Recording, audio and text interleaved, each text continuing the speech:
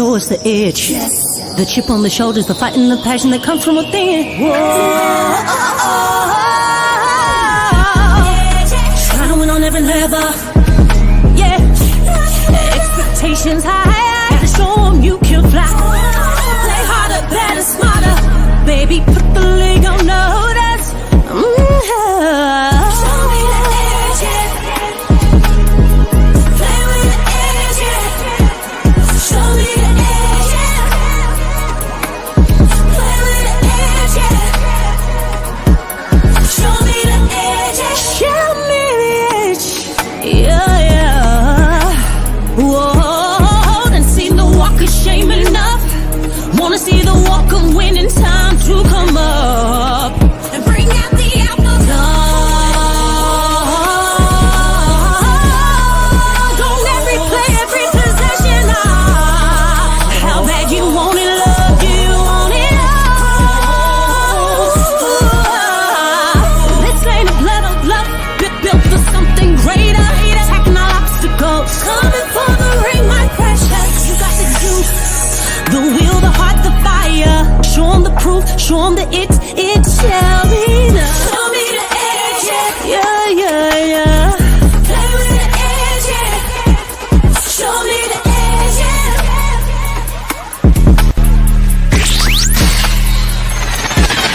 You're listening to the Pelicans Postgame Report on the PRO Media Network for all things Pelicans. Set the tone on both ends of the floor, and it was just fun to watch. It was fun to watch him play with that force, that pace, the confidence that he had on the floor, and his teammates all rallied behind him. So he was incredible. He set the tone, and collectively it was a great rebounding game for us in terms of from the first game to the second game. Great rebound and great turnaround for us to be able to come home, get a little rest, and get this win. What was your reaction to Brandon throwing the alley-oop to himself in the third time? Incredible. It was fun. Once he has it going like that, you know, you can see his imagination just kind of take over. Whatever shot he wanted to hit, he got to it, and it was fun to watch for sure. You guys held Tyrese Haliburton scoreless. What do you feel like you guys did a good job of limiting him in this game? I mean, you guys know he's an excellent playmaker and player. He's an all-star caliber player. And, you know, Herb Jones, his defense on Haliburton, he, in my opinion, that's a first-team all-defensive player on our team. He was everywhere, and he's been doing that all season, the last 3 seasons. And I thought we did a great job of mixing up our coverages, going man, going zone, not allowing them to get to some of their sets, and then matching up the last few seconds of the shot clock. And pretty much from the opening tip, you could see B.I. was just feeling it. He was kind of in the zone. Yeah. What's it like just kind of seeing him when he's in that mode and it feels like he's able to control the game the way he did? You don't want to take him out the game. Unfortunately, he needs a little rest, but it's like, can you play 30 straight when you're playing like that? And like I said, it's fun to watch.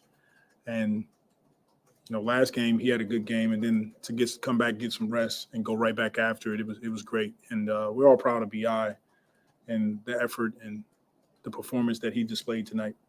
Another guy I had it going was Trey Murphy. What was it like just seeing the way he performed tonight? Not just the shooting, but also getting into the paint, making plays off the bounce. Trey was great, and he's understanding what teams are trying to do to him. When he has a shot, he takes it, and now he's shot faking and driving, going to finish or swinging it to a teammate. But when he's hitting shots like that, it's demoralizing for other teams, and it's great to see him once again, along with some of our other guys, put together a few games. Willie, did that loss in Indiana a few nights ago play any kind of part in your guys' 48 points in the first quarter at all, or maybe the way Indiana started that game too, where they scored 40 on you guys? You know, we have competitors on this team, and we know we didn't get a great start. Guys were a little fatigued, and we wanted to get home, get some rest, and we knew we could get after them, and that's what they did tonight. So major credit to all of our guys in the locker room. I said it in the locker room. I'll say it here. I really have to commend Jonas. His professionalism all season long has been incredible. Only played him 7 minutes the first game because we were trying to claw back in. We need to go with a smaller lineup, faster lineup to try to get back in. We go right back to him tonight, and he's ready to go. He's been one of the pillars of our team. Shows up every day, works his tail off, and it's really a pleasure to have an opportunity just to see his growth in the coaching. And I got to ask you about Zion. He left in the second quarter. Yeah. I think he went to the locker room. Yeah. Is there anything to worry about at all? Because he played in the second half. No. He'll be fine. Nothing to worry about there. Yeah. Coach, as you kind of head toward the playoffs, what value did you see in this week in playing the team on Wednesday, losing, then a couple nights later playing the same team again, kind of mimicking how the playoff format would be? For sure. It allows you to, go back, watch the tape, and you can make adjustments of how you want to attack them the next game. And it's one of the reasons I kind of do like back, home and home or home and away, whatever it is. It's one of the reasons that we enjoy it is because it's very similar to, the first two games of a playoff game. You win one, lose one, whatever it is, you try to go back, adjust, and see where you can be better. And I thought tonight, to the guys' credit, they did that. It was great. It was great. Good to get Jose back on the floor, his energy, his speed. Just trying to get fully healthy as we progress through the season. But Jose's a big part of what we do. He knows that. And I thought he was really solid tonight. Okay. All right. Thank you. All right. Shout out to the fam for all things Pelicans, man. You're now tuned into the Pelican Postgame Report. Much love to the flock. This one, the Pelicans wreck the Pacers 129-102. Haliburton held to 0 points tonight. Shout out to the Pelicans, man. Putting in work, and this is how you respond, man. When a team performs like it did the other night, you respond. And when we have a performance like this, man, you now got to pull old Will Smith out the freezer.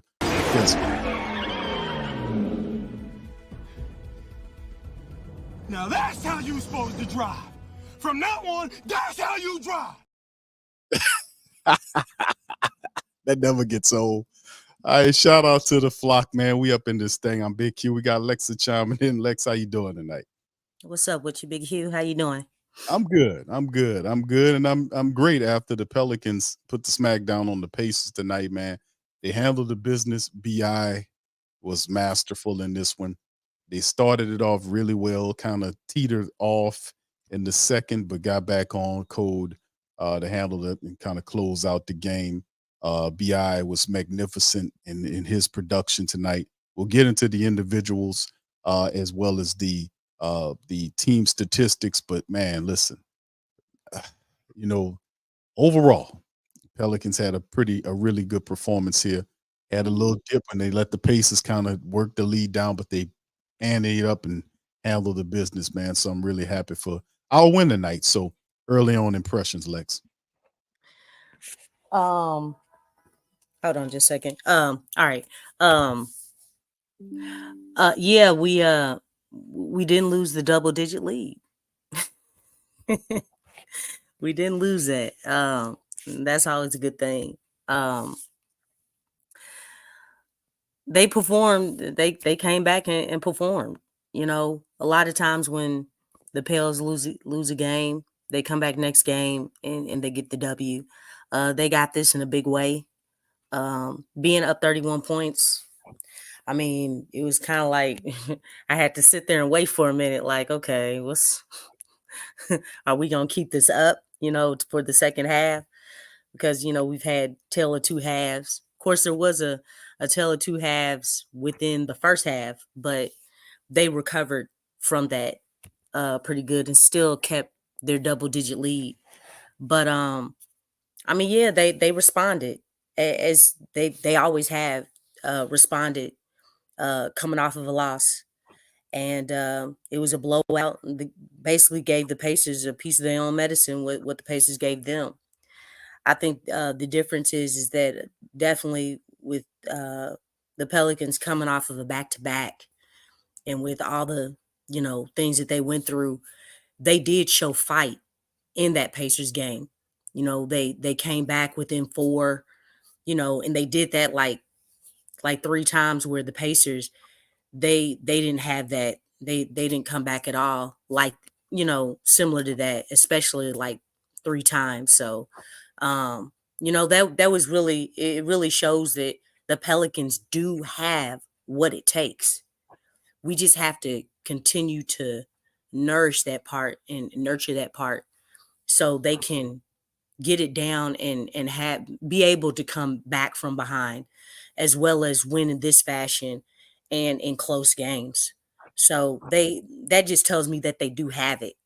We just don't see it enough, you know. So this was a good win. I mean, BI went off. Um, you know, it was just, I mean, obviously he gave them a 30-piece night before, but you know, this one was in the result of a win. Um, you know, he just had a heck of a night. He had a heck of a night. And, you know, kudos to him. He did his thing. Can't take anything away from him. Herb Keyshawn Jones, he shut the you know, the Energizer Rabbit down. He shut, you know, the nucleus of the Pacers, which is Haliburton. Um, 0 points. The last time that's happened was 2021. And I think, you know, I think he was with Sacramento, but that was pretty impressive. I mean, you don't see that a lot where the star of the other team is totally shut down, you know, just totally scoreless. Um, so that was impressive. I don't, I mean, you can look at, you know, what BI put up compared to, you know, just shutting down Halliburton, you know, to shut it down to start in this day's game, that's pretty tough to do. So I mean the impressiveness is just as much, maybe if not more than what, you know, Brandon's performance, because that's not easy to do, to shut down, you know, the other star on the other team. So um, the defense did well. Guys were clicking. The energy was there. This is the type of energy that I'd like to see every single game, you know, because this is the type of energy that's going to be needed for those tougher games and better teams. So just all around, this was a good, you know, a great win. You know, they recovered from, you know, just the other night. So it's good stuff. Glad to be back in the win column. Indeed, this was a good win, man. I loved how the Pelicans responded in this matchup against the Pacers, man. They took care of business. I love the temperament and the aggressiveness in which BI initiated this thing. I mean, and then of course Trey Murphy got going in the game. You know, Herb did what he did, but overall, the Pelicans had a really solid effort today against this Pacer team, man. And we had questions about how they would respond. And you're right. Uh, the last game, the Pelicans had an effort, but they just couldn't get enough stops. You know, we'll get within arm's length, and then the Pacers would make a shot, or the Pelicans would have a turnover or something like that. But tonight, none of that. The Pelicans jumped on the Pacers right away, man, and really surprised the hell out of them. And they had no comeback for that. I mean, they weren't hitting the shots they usually would hit, and they just rattled them. But credit to the Pacers that they did cut the lead down in the second quarter. But the Pelicans got back after that, just mashed on them and pushed them on up out of here. So some of the team statistics right now, the Pelicans shot almost 56% tonight from the field, almost 56, you rounded up 56%. They were 15 to 32 from downtown for 47%. They got to the foul line 26 times, 18 to 26 for 69.2%. You know, so you kind of contrast that versus what the Pacers did, 10 of 32 from downtown for 31.3. They got to the foul line 12 of 18 for just under 67%. Pelicans 47 to 44 on the rebounds. They did that thing. Offensively, the Pacers had them 17-11 there, but 25 all in terms of the assists, 9 all in terms of the steals. They lost the block game, but outside of that, they didn't lose too much. Pelicans had 17 turnovers.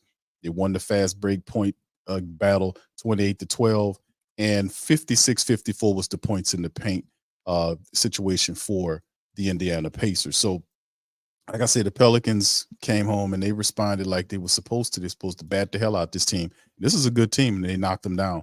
Like I said, BI was the man of the hour, man. 34 points in 30 minutes of action. He was 13 of 21 from the field, 1 of 2 from downtown. He was 7 of 9 from the foul line. Could have got a triple double. I really was pushing for him to get a triple double. He got close.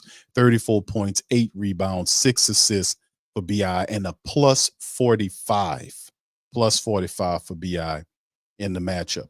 Off the bench, Trey Murphy, 28 points, 28 minutes, plus 14, 7 rebounds. He had an assist and a couple of steals. He was 6 of 12 from downtown tonight, and he was 6 of 9 from the foul line. So Trey Murphy really turned it on for the Pelicans tonight.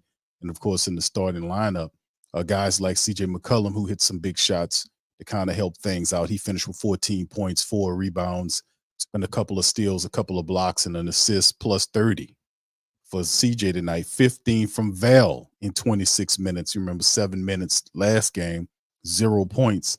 This time around, Val, 26 minutes. He had 15 points, 9 rebounds, 3 assists, and 2 blocks for Val, plus 28 tonight from him.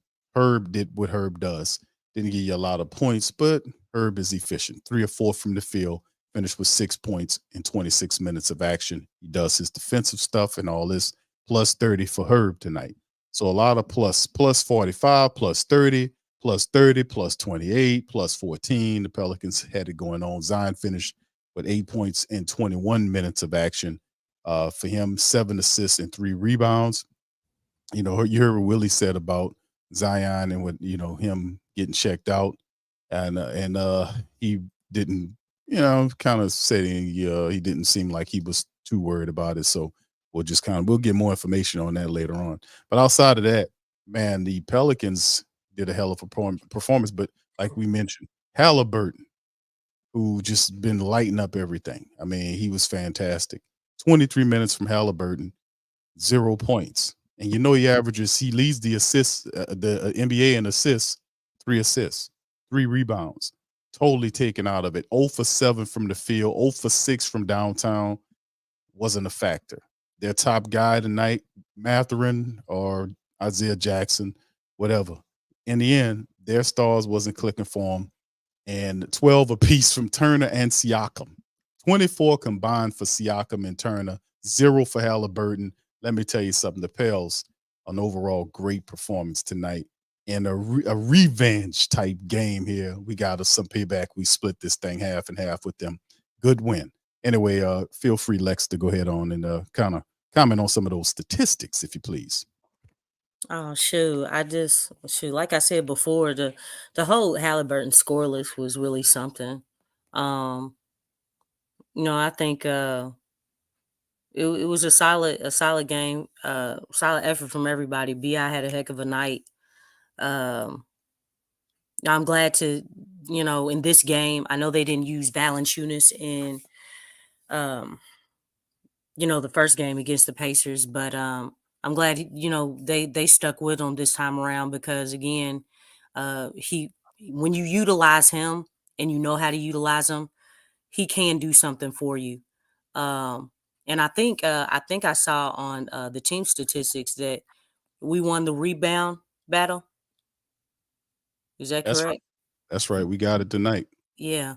Well, Valanciunas was in there, and he had 9 rebounds. So, I mean, hey, say what you want to about Valanciunas. I know he's flat-footed, but that dude hits those boards. He really does a lot of things for us when he hits the boards.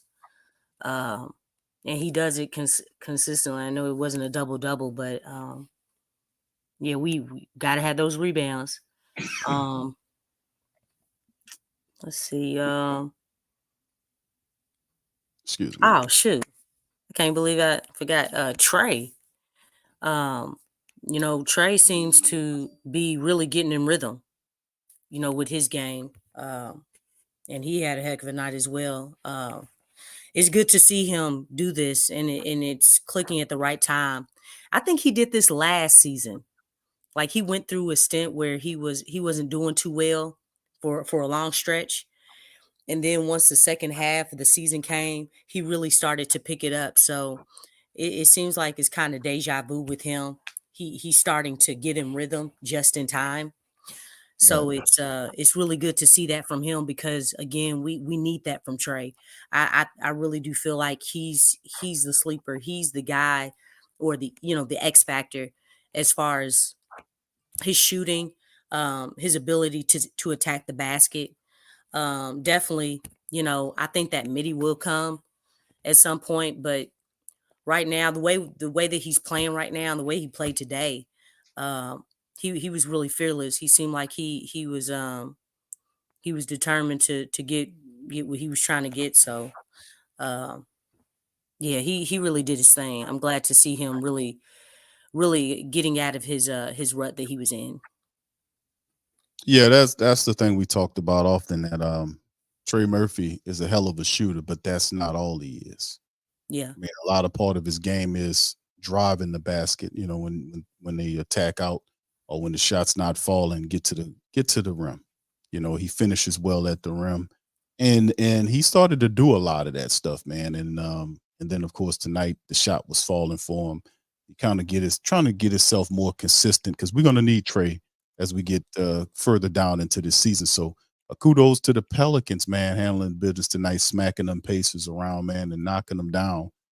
Makes us feel a lot better here in the flock, man. Anyway, let's look at some of the standings right here. Currently, the Pelicans pick up their 36th win of the season, fam, with the dub tonight. 36-25 of your Pelicans, 6-4 over the last 10 contests, 18-12 at home, 18-13 on the road. So the records are very similar. The Pelicans are a little bit better at home versus what they are on the road, but at the end of the day, the Pelicans still sitting in that 6th position. So we got to keep that going. We got to keep that mashing on. So anyway, let's move on to the next one, Lex. We have the Toronto Raptors coming up here next, and of course, you can look at some of the stuff right here with the Raptors, man. And we talked about Scotty Barnes and what he represents and what he brings, but by all purposes, when we talk about the Pelicans, going up to, where are they going? Yeah, they got to go up there to take on the Raptors, and they start a 3-game road trip. 22-38 of the Raptors. Scotty Barnes is clearly their best player. This should be a win for the Pelicans going up into Canada to kind of beat this team. This team is not quite what they used to be. A lot of their players are gone, and they kind of resetting the things a bit. So this, in terms of, and we say this often, but the Pelicans, this is another win that we just need to get. We just need to go on up there and take care of business. This shouldn't even be an afterthought. Pelicans should smack the Raptors. I mean, smack them around, but we should step on this team and get our 37. No, smack them around. We need to be a little bit more violent. Well, you call for violence. Yeah, I meant that. I mean, the thing is, that's the time, man. We need to get built like that. You hear me? I'm not gonna let that go. Hold on, Lex. So you telling me, is it possible that the Pelicans are finally getting it in their chest that the stuff that Draymond Green was saying, the stuff that Jimmy Butler was saying, the stuff that Stephen A. Because see, they taking shots at the Pelicans.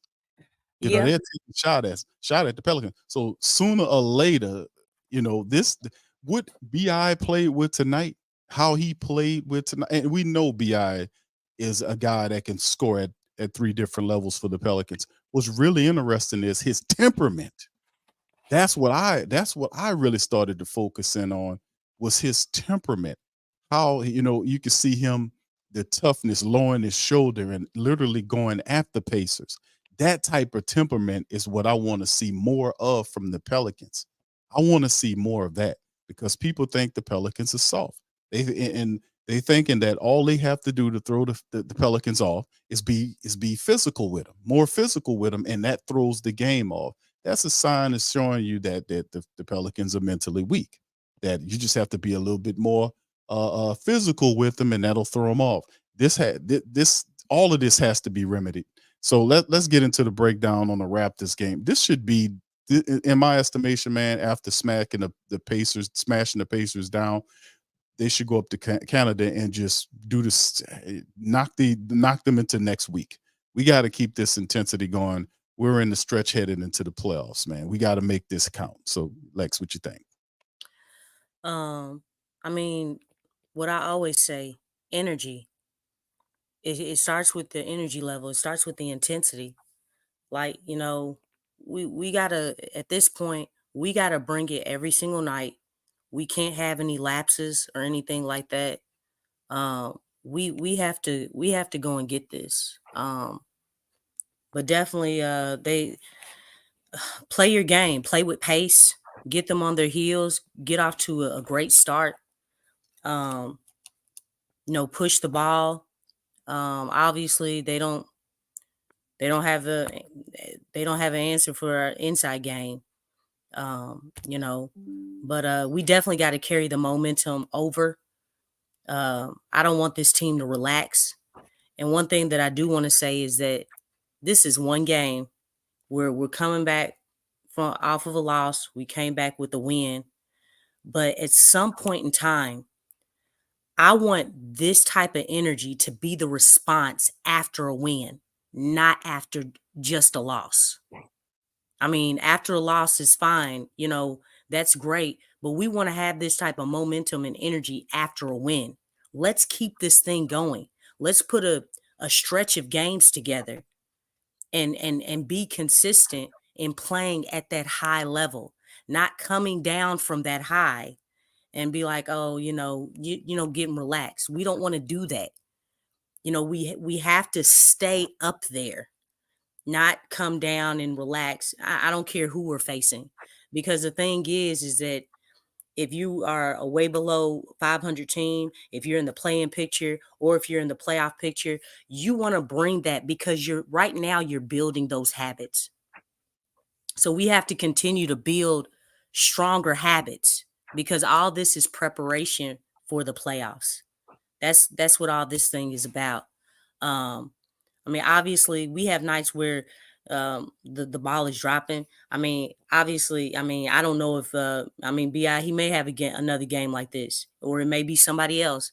But the thing is, if shots are not dropping like this, we still have to play smart basketball, move the ball. The players got to move. We got to get more action between Zion and Brandon. We got to get that. Just playing together, getting rebounds, not turning the ball over. Just staying disciplined and staying fundamentally sound. And if we do those things along with playing at a high level, that energy is contagious. It's very powerful when we play the game the right way and play at a high level like that with that energy. It makes this team hard, to beat. So definitely they got to, do those things in order to get this win. Yeah, indeed, Lex. They got a date with Charlotte prior to the matchup on the 5th for the Pelicans coming to town. And like I said, the games you're supposed to win are these games. These are the games to add on to what you need to do to kind of gain a little bit more ground. I suspect the Pelicans should be able to take care of business here.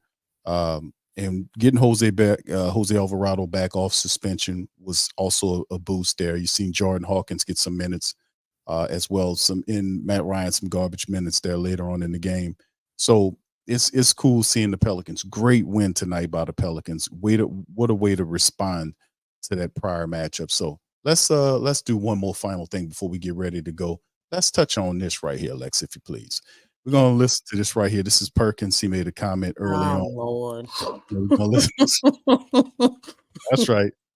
We're gonna listen to what Perk said. So we'll comment on it. So here you go. The dark horse, for the purposes of this conversation, y'all. Yeah. The dark horse is the team that nobody was talking about being in the championship equation. That may very well end up in the championship equation. How about that? All right, let's do it. You know what I would say? I'd say the Dallas Mavericks. I was about to say, that's the one that we haven't been talking about. We've been talking about these two teams because of their fan bases and how they draft. This is what I will say about the Warriors, because we started this week with Draymond's comments over the weekend about believing they had enough to contend. Last night, I did a double take calling that game, because I'm like, are they that good? And then I had to remember that the Knicks obviously are depleted. They are second in the league in rebounding, surprisingly, despite their size. They have such a knack for finding their long rebounds when they miss three. Draymond and Steph, the way Steph moves, y'all, it is still a thing of beauty. It is masterful. His gravity is there. There is a world in which they draw a larger matchup, a team with size, probably more likely Minnesota than anybody else. And maybe their quickness and speed poses some real problems. And their accuracy. But I don't see beyond a series. Like, it gets tricky for me. So I actually still lean the Lakers being the darker horse and the Mavs, technically by our definition. Go ahead, Big Bird. Well, my dark horse in the West is actually the New Orleans Pelicans. When I think about what they have in the depth and what Zion Williamson has been doing, do you know since the All-Star break, he ranks number 3 for his points in the paint? He's been making sure that he gets everyone involved. C.J. McCollum has been balling out of control, averaging a little under 20 points a game. Brandon Ingram, we don't talk about him enough. A younger version of Kevin Durant when it comes to the offensive end, being able to get to his spots, rise up over, guys that are smaller than him, knocking down crucial shots, tough shots. And then when I think about the wings, right, you look at the kid Murphy, you look at Jose Alvarado, right? Alvarado coming in off the bench, picking up 94 feet. Big Valanciunas down in the paint, just anchoring the defense. So when I think about the New Orleans Pelicans, they're my sleeper to come out of the Western Conference. Let me say this. All right, so there you go. That's it stops on that. So for right now, Lex, let's kind of react to what old Perks. You know what I'm saying? Oh my goodness. They kill me. First of all, if you're gonna talk about the Pelicans, at least pronounce these guys' names right. The New Orleans Pelicans. For one, pronounce their names right. McCullough. You know what I'm saying? Like what? Is a country guy, no, but still, he didn't even get Alvarado's name right. Oh my gosh. He needed a little help on the El Jose's name. That's it. Yeah, they need to take a break, really. I mean, 1 minute they talking real bad about the Pelicans. Next minute, it's like, I think they the ones we need to look out for. Like, no, just y'all need to stop going back and forth with this stuff. I'm not saying that what he was saying was bad, but I just hear, one day it's just really bad, talk bad about Zion, talk bad about the Pelicans. They don't know what's going on. They don't watch the Pelicans games. They don't.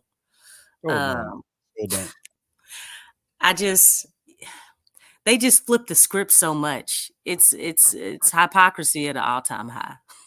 Basically, I don't bank on these guys, man. They talk out their necks and along with other places. So, I mean, that's basically it. I mean, 2 days from now, or next game or whatever, maybe next week, it'll probably be the total opposite. So it ain't no telling with these cats. Or wherever it comes from, it's gonna probably more than likely be from a position of negativity. Yeah. When they talk about the Pelicans. Now, I actually think that some of these guys are, they get into the party late. You know what I mean? I think some of these people are finally realizing that the Pelicans are a team to deal with. That they have all this talent and they're finally learning how to put some of the pieces together. And that's a part of the game. So I think a lot of them are, like they buying the hype. They're looking at other teams. They think the Mavericks are going to do something. They think, some of these things. Yeah. So they made a lot of key moves, so I mean, it's understandable. So. Right. So that's what I'm saying about, what's going on with them. I think some of them are late to the party, but outside of that, man, what Smith was saying about it. He had this opportunity to kind of respond to what Perk was saying about that, and he kind of took some shots. But I think, and I've said this before about Stephen A. Smith, is I don't believe none of the backstory, because I mean, I've listened to interviews where he was caught lying. Like it's just things that I've seen that I would pay attention to him, and it's just, I don't know, man. I don't believe the backstory. They put up 1.5 points per contest, and then he says it's less than that. Then he says he didn't play at all. So how did you get that? You know, the backstory about him and his cracking his knee open, him saying that he had a 6-inch screw put into his knee, and all of this foolishness is just a lot of really weird ass things behind Stephen A. Smith's game pertaining to him playing and whatever that. It's just all really weird, to be honest with you. So and nobody would care if he just would shut his big stupid ass mouth, but he can't because he's a shock jock. At some point he had some insider game on what was going on in NBA. I don't think he has that no more. I don't think he has the pulse that he used to have, where he used to be able to talk to people and he had that writer's edge. He don't have that no more. That's not what he done crossed over into shock jock territory, and he think he's doing what did the type of stuff that he believes. Now they actually got people that believe what he's saying, and that's sad. You believe in him about the Pelicans, and then there's people believe that the Pelicans are picking on him. I'm like, you can't fix stupid, man. I'm just gonna call it as it is. The Pelicans never did that before. They never put out a clip on a blooper reel on this dude and on anybody. No, it's not a blooper reel. It's a highlight. I mean, come on now. No, look, this wasn't Shaq and a fool. This was a highlight. Look, didn't you see Will Chamberlain, with his head and then he holding up? Yeah, that was highlight. Right. that was pretty funny, man. How they ran that out. That's pretty good, man. But that's what I'm saying here. It's just like all of the stuff that you hear that he says, and I'm not going to play it. I'll probably put a clip up later on about it. But it just to keep it in record, because a lot of that would disappear off a line, man. So I just think that why people get at him from the Pale Nation is because the unwarranted jabs at Zion. Zion was playing really well. You can see he's in a lot better shape than he was at any point early in the season. You can see it. Obviously, you can see he's in a lot better shape. He's played himself into better shape. So there's no need for you to talk about fucking hamburgers and him being tied up and eating tables and whether or not he can stay out of the restaurants. That doesn't apply here. Yeah. Then flips it like, well, they trolled me because I made a comment about just made light, or I was just joking. First of all, you don't have the relationship with that man to joke with him like that. That wasn't made light of. I mean, the thing is, in that case, everybody is doing that. Everybody was doing it. Yeah. Everybody's talked about his weight. Everybody's talked about his eating habits, even though he has a chef. You know what I'm saying? And a trainer. And, I mean, I follow both of them. You know what I'm saying? I mean, it's like everybody's been doing the same thing, and they're pushing that same narrative to casual fans who probably don't watch a lot of Pelicans basketball. The only time that you really hear about him is, when he's on national television or when they're talking about him, which they don't watch Pelicans basketball games. They don't see him play. So I mean, that's why, when you look at his stance on a lot of things and some of Zion's remarks, it's like he doesn't know when Shaq, Barkley, and Kenny were talking about it, and they were, giving their input about it, obviously. But one thing Kenny stated is that, I think that's what the problem is that you have so many people commenting on, his eating, his weight, and all these things. And it's like, he doesn't know if it's coming from a good place. He doesn't know who's really coming, like, hey, hey man, I really mean you well. Because Shaq and Barkley, said similar things, but then you have, Shannon and you have Stephen A saying the same things, but from them, it's not the same. You hear the same message. Is it coming from a good place? And that's the difference. It's like, I don't know who I should, take seriously, because most of y'all are just, using it as clickbait, using it to, get more views, get more clicks, all that stuff. And, you're really not coming from a good place. And these are grown men. They act like, they really had it together when they were younger. You know what I'm saying? So, or when they were Zion's age. So it's like, you just don't know a lot of times. And I think that's why Zion, he just keeps quiet about it and keeps, hey, it doesn't bother me. I'm a do what I'm doing and, just continue to get better and stay available. I think that's the biggest thing for Zion this whole time, is to be available. And he's been doing that. And I think it's about time that, it's March, people. It's March and Zion is available. And he's even said that that's been a huge focal point for this season, which you can understand why, because he hasn't been. And even with, him even not being in the greatest shape or greatest conditioning, the dude is averaging 22 points per game. He's averaging that for the season. Like, he's like, even at his lowest point, he's still been doing well. He's still outdoing, for him, just the average, because he's that talented. I mean, it's like, look, this is what out of shape Zion was getting for you. That's what that was doing.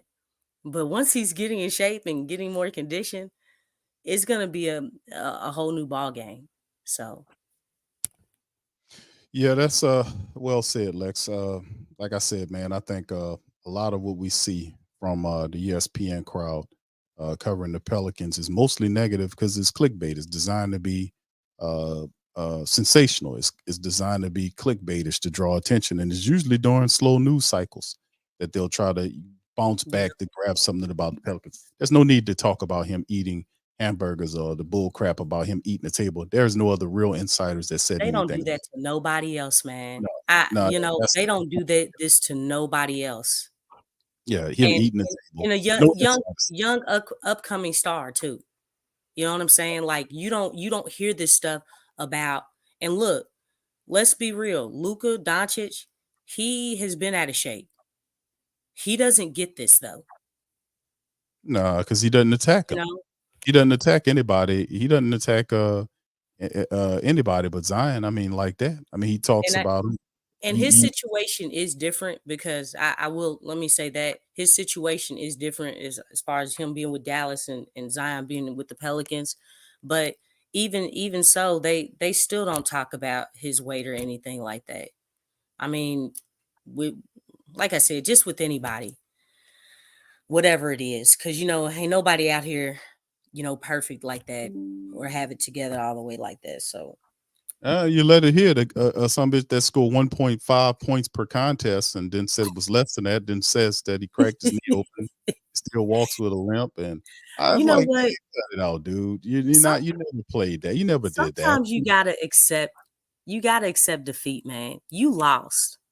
You lost against the New Orleans Pelicans social media team. Okay. They stated it. And they just let's keep that in perspective. All they did was they did nothing sensational. They just put out the highlight reel. They just posted the highlight reel of him missing shots, him throwing the ball in the ground in the New York game. And then they, game. put it on a postcard, with his head on wheel. You know what I'm saying? That's a huge honor. You know what I'm saying? Got 100. Oh, wait a minute. 1.5. Okay. Just one threw me off. You know what I'm saying? Christ. What? Good Lord. But yeah, this just dropped Lex here. Shout out to the fam, man. Scotty Barnes sustained a fracture in his third metacarpal bone of his left hand tonight versus the Warriors and is Oh, out wow. indefinitely. The Ah, Raptors dang. have announced. So when we do take on the Raptors, there will be minus Scotty Barnes. So we anticipate the Look, Pelicans. that's a big crap. That's a big crap. Right? That's a big I crap. know. Right? No ill will intended. I just, Yeah, that little guy kudos right to there, man. Rahakovich. Yeah, that little guy played that, man, because I was like, man, this guy, he's speaking all broken English, but he had the right intensity and passion. He was taking up Yeah. for his team, and Willie, with all his And straight English, yeah. can't seem to put that together at all, man. So No. I'd rather you have broken English and back your star than have the right English and and just be totally chill. silent, like old Willie is, just no silent and just trust the process. That's pretty much what Willie does, man. And you can see we got a dub tonight with Quiet Willie's philosophy. The love doctrine Yeah. reigns supreme. Lex might not But like it. hey, you the love can't doctrine reigns supreme. you can't get too high or too low, man. I mean, we've seen this before from the Pels. That's why it's like, okay, how are they going to do the next game? And the next game after that, and the next game after that. Just showing a level of consistency. I'm not saying that all of them are going to be wins. Obviously, we want them to be wins. But it's like, are you continuously coming with that energy every single night? Because we know that they can do it, but can they do it consistently? And that's what's been the problem. We've seen them they've beaten the top teams. Right. They've beaten them. But that's been the question, though. We talked about this entire season up to this point is the Pelicans, realistically speaking, should have 40 wins right now. I mean, there were at least 40 wins right now. And how many double-digit leads did the Pels lose? Quite a few. At least 10. I know for sure 10. I mean, I stopped counting after 10, but yeah, I mean, those are, so the winning record you said is 36? 36 right now. We did not lose those double-digit leads. Those 10 double-digit leads that I know of for sure. That's 46. Yeah. That's 46 wins, people. And with 12. 46, Okay, Jay Carvel said 12. 12. Where that puts you at? You know where that puts you at, Lex, with 46 wins? That puts you at top of the West. Because Timberwolves have 42 right now currently. So, I mean, they have a lot of contests in which they did, allowed other teams. Yeah, they let them go. And Jay Carvel said it was 12, so we would have been 48. 48. That's amazing. Yeah, they've given up quite a few, man. Some frustrating losses too. Being that they had it, I remember at least come down too by a right. lot. I remember at least half of them, Lex, like at least half of the 12 that Jay Carv was talking about. At least 6 of those wins that I remember watching, the Pelicans had the game all the way up till the last few minutes of the game and allowed it to slip through their grasp. So I'm like, those Memphis games, both those Memphis games. Yeah, and some of these other the losses to these sub 500 teams that you need to beat. So that's something. Bulls, Bulls game, that Bulls game bothers me. Bulls ain't about to do nothing with that win. They're really not. So that's what it comes down to. So in the end, the consistency thing is always a big thing. Lex, let's take a look at the schedule, man. Let me see if I can get the schedule up here as we continue to mark it all down here. And let me see here. Let me get it on the screen for the family members so y'all can see the remaining Pelican schedule right here. You see Toronto there as the Pelicans get ready to hit the road going to Canada on Tuesday. And then they have a few games off until Friday of that week. And then they travel out to Philadelphia. And then Sunday of the same week, they have Atlanta. Then they come home the following Wednesday for a 3-game homestand with Cleveland, Clippers, and Portland. So there you go. So Toronto, Philadelphia, and Atlanta on the road. And then they come home for Cleveland, the Clippers, and Portland. Then they hit the road for the 4 straight road games with Brooklyn, Orlando, Miami, and Detroit. The Miami game is one I'm going to be looking out for.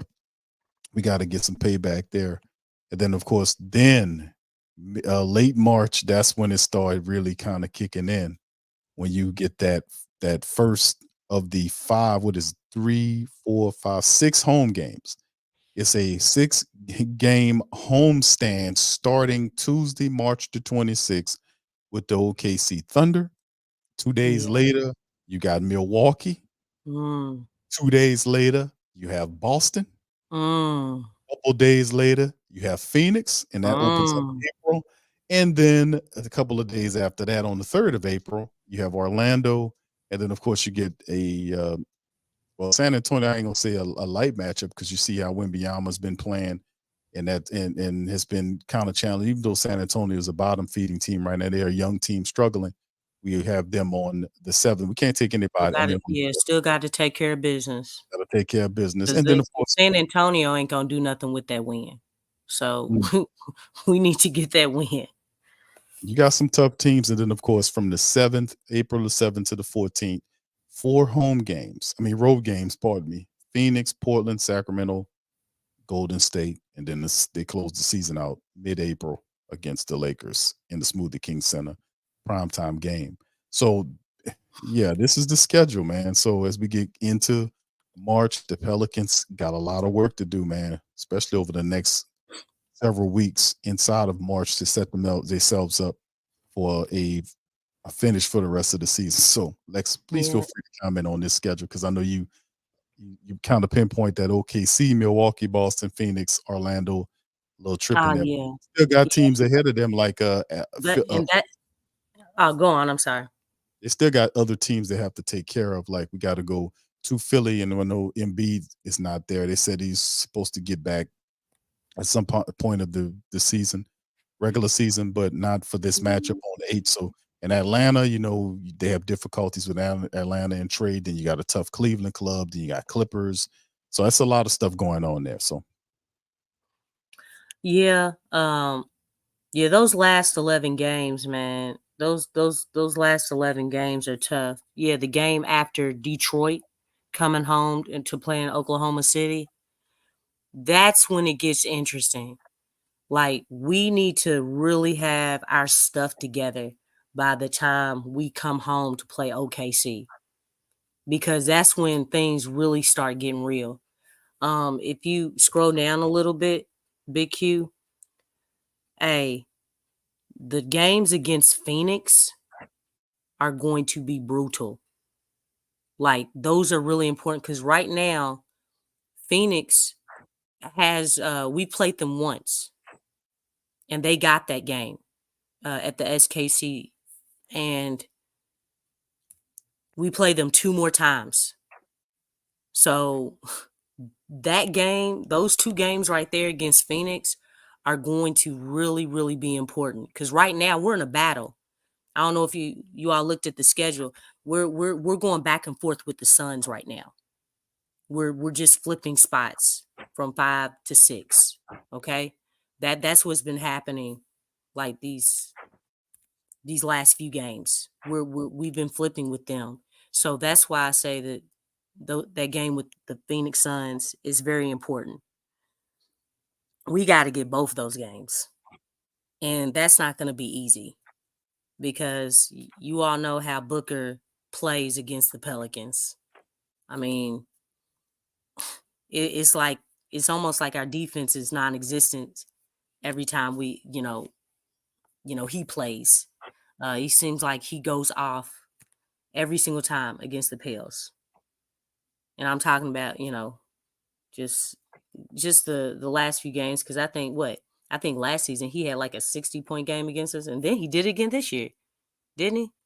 He had like 60 points or like 58, something ridiculous. It was way up there, man. That guy has the Pelicans. I mean, he like there's a trend here, so like we really got to find a way to get those games. Really got to find a way. But yeah, by the time we get to those last 11, we really have to be polished and be ready to go. Like, it's like our identity needs to be tightened up. Everything from the coaching, the way the ball moves, the chemistry, the energy, the way we start the game, playing consistent throughout all 4 quarters. got to bring it. Got to execute down the stretch. Because you're talking about a lot of those games, they're probably going to be close games. And it's probably going to come down to the wire. So we got to be ready. Got to be ready. 52 in the last game, 123, 109, 52 points. That's too much in the game. Now you're right; they lead the series. They have 2 games left, man, in the month of April. So those are really big. You want to talk about playoff environment style games? You got one home and one on their side of stuff that is going to be fun. So, indeed. All right. So anyway, with that being said, fam, listen. I'd like to thank y'all for tuning in tonight's show. Please feel free to hit the like button, hit the subscribe button. By all means, feel free to share the show on your social media feed. The Pelicans smacked the hell out of the Pacers. They carjacked the Pacers tonight, run them off the road. And now we take on the Raptors. Let's make the Raptors extinct. We see Scotty Barnes is missing in the match. Let's get that matchup too. Let's get that and keep on pressing on them. So, at the end of the day, we got to be a little bit. I'm buying into Lex's philosophy of what you call it, Lex? More anger. What is it? How did you phrase it? Violent. We just got to get more violent, man. Oh yeah, just see, Willie ain't gonna buy into that. He ain't gonna put that on the banner. He ain't gonna put that. No, I mean, within the realms of the game, I'm not talking. Look, I'm a peaceful person, people. I'm talking about as far as competition when you're competing out, on the floor, on the court, between the lines, that type thing. But the thing is that we talk about playoff mode, right? Being, playing in the playoffs. The playoffs are not nice. They're not laid back. They're not cool. They're not chill. This is going to be a battle. Okay? It's going to be a 7-game battle until somebody wins the war. Okay? It's going to be like that for every single series. So the thing is, this team needs to be more violent because, again, I keep going back to what Jimmy said, what Draymond said twice. He said it earlier in the season, and he said it on All-Star Sunday during the All-Star game. He said, I don't think nobody's worried about the Pelicans. And then Jimmy, we all know what he said. He basically said that the result of the game between the Heat and the Pelicans, that was going to be the same result when we play again against them in Miami, because he feels like they're the better team. I don't want the team. Yeah, I don't want that. Yeah, I memorize it. I don't want the team to forget that. Like, we need to take that quote out of what MJ said on The Last Dance. You got to take that personal. You have to take that personal. I mean, why not? I mean, it's time for this team to really be respected around the league, from the commentators, from casual fans, from even Pelicans fans. It's time for us to take that step, because for too long, it's just been the same thing. That's the only way that you're going to change the narrative. I don't, you know what, Lex, you saying some great stuff, man, but I'm gonna be honest with you on this one. Okay. I don't think, as a matter of fact, I know for a fact that Willie's not going to use none of that. That's not even his philosophy. If you think about how he thinks, like we know, what? We know about the disrespect. You're right about Draymond Green's disrespect of it. You're right about Jimmy Butler's disrespectful comments. What they're saying about, and you can't kind of brush these comments off. These guys are championship players. They're well respected players in the NBA. As crazy as they are, and weird as they are, as weird and strange as they are, they are respected. They got respect, man. They got respect. So I don't think Willie Green is going to use Draymond Green's commentary or Jimmy Butler's commentary to motivate the Pelicans to take their aggressiveness up. It's everything about Willie Green speaks to the opposite of that. He would focus more on execution than he would say about what Draymond Green, or using that as motivation, what Jimmy or Draymond says about the Pelicans. He would brush that off and say we need to focus on this, that, and third. He wouldn't use that. That's my thought on that. What you think about that? Yeah, I understand that. But then guess what? What about the players? What about the players? I think we talk so much about but the don't they message from mimic Willie's the, mouth. but don't they mimic the mindset? The coach, his mindset is the dominant mindset. Players are out there. And, right. And look, I kind of feel like, look, you all are out there. Willie's not out there.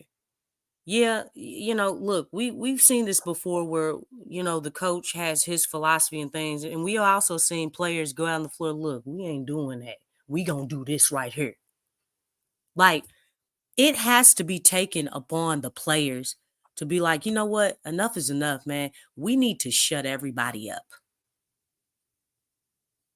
We need to show up and show out, and we need to really change our mentality and really make these people respect us. They didn't say it to Willie. Ain't nobody saying nothing to Willie.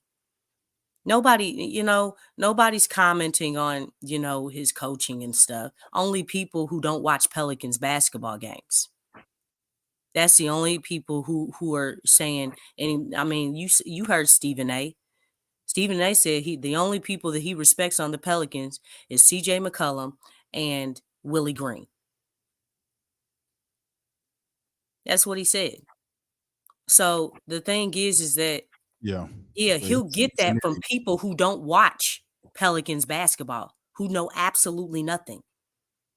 But the thing is, the players, this has to be on their psyche. It has to be. And look, I'm not even trying to forget about the stuff even with the Lakers, because that was embarrassing too. A lot of people say, yeah, that's done and over with. You know what? That was really embarrassing. It's like, it's things like that that help move something inside you to do something about it. And that's what the players need. Not necessarily Willie. We already know what Willie's going to do. He's not about to change who he is or what he does. But the thing is, the message has to start resonating with the players. Well, we'll see how it all works, man. But I just, at some point, I mean, tonight was a great and solid win on after what happened in the prior matchup. We should have got that one too. So it was. We moving forward here. We got the Raptors next, and I definitely think they'll slam them down. And then behind that, we got a few more games we got to take care of. But this is the part of the season why I absolutely love outside of the playoffs. This will tell you a lot about the team, and if they're one game at a time. One game at a time, indeed. All right, so with that being said, man, that's going to be the end of the stream. Listen, I appreciate y'all for chiming in on the great Pelicans win. Y'all do me a service. Hit the like button, hit the subscribe button, and hit the share button, man. Hit the notification bell, too, when we post some more content as well. Lex got another report that's coming up soon. I'm going to repost that, the replies with the Perkins thing. We're going to post that up again, so we put that on the show archives for the family that probably didn't see that yet. So we'll put all that up later. But much love to y'all. Y'all feel free, like I said, hit the like button, hit the subscribe button, share the show, and we're going to holler at you on the next one, man. It'll be a couple of days for the Pelicans take on the Raptors, man. So y'all be cool. Have a good weekend, and we're going to see you later. Much love, and go Pels. Go Pels. Show us the edge. The chip on the shoulders, the fight and the passion that comes from within. Whoa. Trying to win on every level. Yeah. Expectations high. Gotta show them you can fly. Play harder, better, smarter. Baby, put the league on notice. Show me the edge, play with the edge, show me the edge, play with the edge,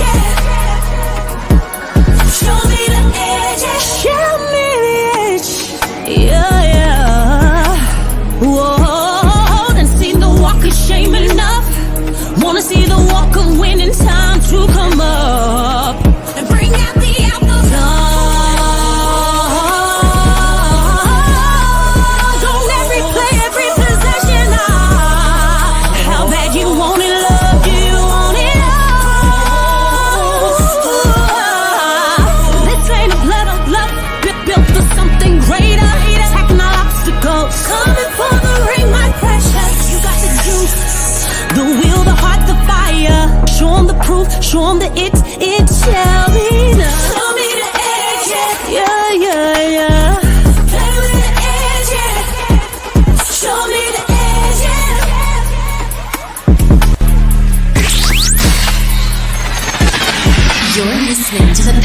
Postgame Report on the PRO Media Network for all things Pelicans.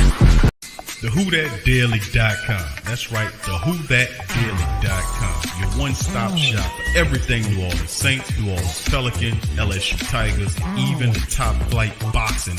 So if you're a Who That and you're looking for a place to stay up on your team, TheWhoThatDaily.com is your site. TheWhoThatDaily.com for the sport Who That in all of us. That's right, the Pro Shop is the platform store where you can go and buy all the latest merch to support the platform. Available at the Pro Shops, we have dozens of hundreds of products available for you and your family. Unisex tees for men and women, hoodies and sweatshirts, tank tops, kids and baby items, long sleeve tees, mugs, pillows, wall art, bath bedding, face masks, phone cases, stickers, bags, fanny packs, socks, hats, and many other items. Please feel free to check out the Pro Shops. The link is in the description section below.